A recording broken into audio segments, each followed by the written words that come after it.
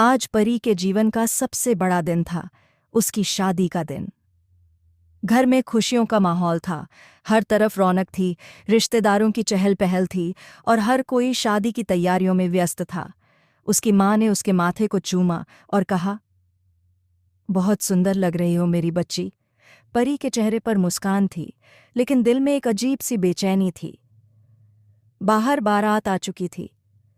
ढोल नगाड़ों की गूंज से पूरा घर गूंज उठा। सभी लोग दूल्हे को देखने बाहर चले गए। परी अपने कमरे में अकेली थी, आईने के सामने बैठी, लेकिन उसकी आंखों में एक अजीब सा डर था। अचानक बाहर हलचल मच गई।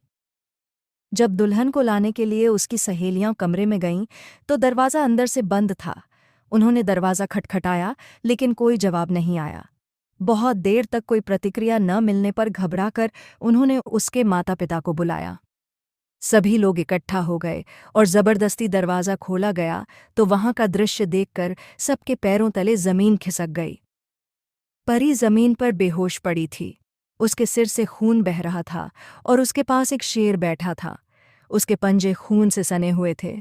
परी की माँ चीख उठी। सब लोगों ने मिलकर परी को बेड पर लिटाया और पानी के छींटे मारे, लेकिन वह होश में नहीं आई। उसके शरीर पर भी शेर के पंजों के निशान थे। तुरंत उसे अस्पताल ले जाया गया।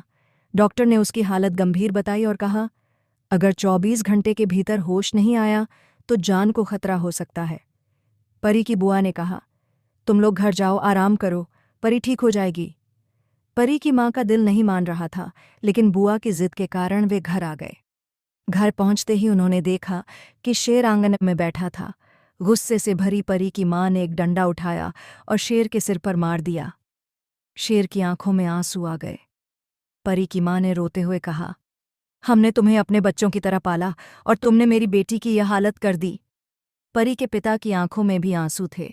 शेर दर्द में था, लेकिन चुप था। परी की माँ का गुस्सा और दर्द दोनों उमड़ पड़े। तभी उसकी आंखों के सामने वह दिन आ गया जब परी पहली बार इस शेर को घर लाई थी। परी बचपन से ही जानवरों से बहुत लगाव रखती थी।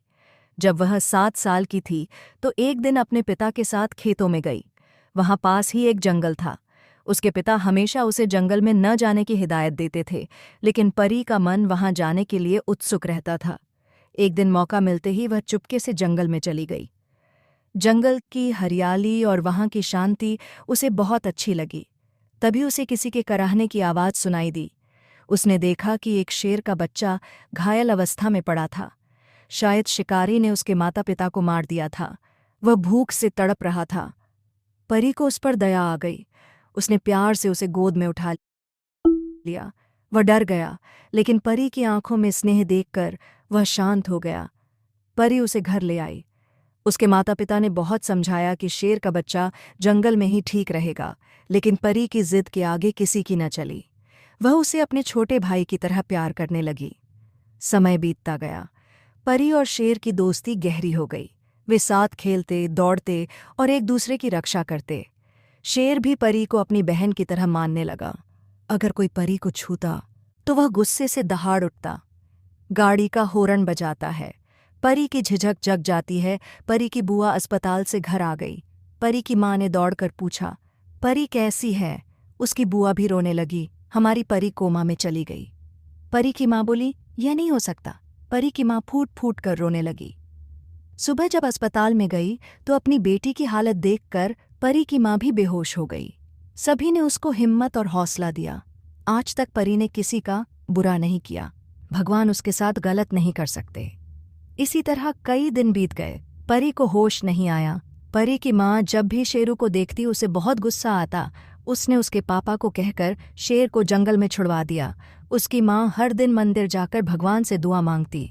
और एक दिन चमत्कार हुआ, परी को होश आ गया। उसने आंखें खोलीं और सबसे पहला शब्द निकला, शेरू। उसकी माँ ने रोते हुए कहा, उसका नाम मत ले, उसी की वजह से तेरी यह हालत हुई है। डॉक्टर ने कहा, जिसका नाम उसने सबसे पहले लिया वह उसके लिए बहुत महत्वपूर्ण है। लगता है कि दिमाग पर गहरा सदमा लगा है।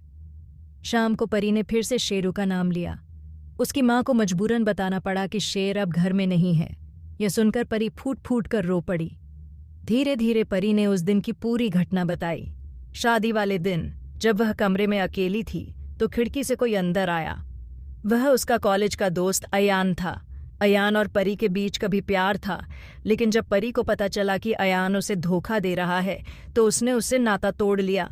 शादी के दिन अयान आया और बोला, अगर तुम मेरी नहीं हो सकती तो मैं तुम्हें किसी और का भी नहीं होने दूंगा। जब उसने परी को जबरदस्ती ले जाने की कोशिश की, तभी शेरू वहां आ गया। उसने अयान पर हमला कर दिया। अयान ने परी को कसकर पकड़ा हुआ था, जिससे उसके पंजे परी के शरीर पर लग गए। जब अयान डर कर भागा तो परी गिर गई और सिर में चोट लग गई।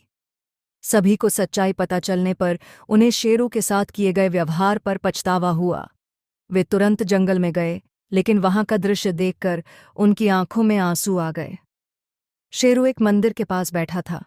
उसने कुछ खाया पिया नहीं था और बहुत कमजोर हो गया था। वह रोज भगवान से प्रार्थना करता था कि उसकी परी ठीक हो जाए। परी ने दौड़कर उसे गले लगा लिया। शेरू की आंखों में आंसू आ गए। उसे घर लाया गया, प्यार से खाना खिलाया गया। परी की माँ ने शेरू के सिर पर हाथ फेरा और कहा, मुझे माफ कर दो बेटा, मैंने तुम्हें गलत समझा। शेरू की आंखों में प्यार था।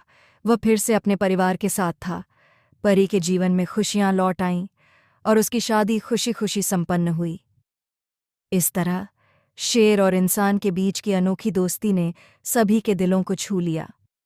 यह एक ऐसी कहानी बन गई जिसे गांव वाले पीढ़ियों तक याद रखेंगे।